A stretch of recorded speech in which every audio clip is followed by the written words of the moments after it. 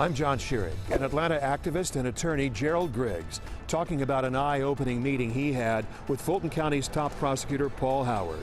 Griggs disclosing the file he says Howard gave him, showing 32 police officers are currently under criminal investigation in Fulton County. 13 of those officers involved in fatal shootings going back 4 years. Griggs says that's why protesters are marching, not just because of a few cases, but for transparency and just verdicts, guilty or not guilty, in all those cases involving the officers.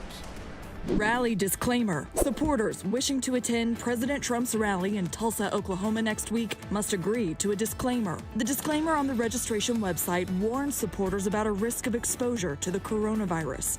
It stipulates attendees agree not to hold a series of organizers liable if they contract the virus. The rally will take place at an indoor arena with capacity for 19,000 people, but there are no details regarding possible distancing or masking measures.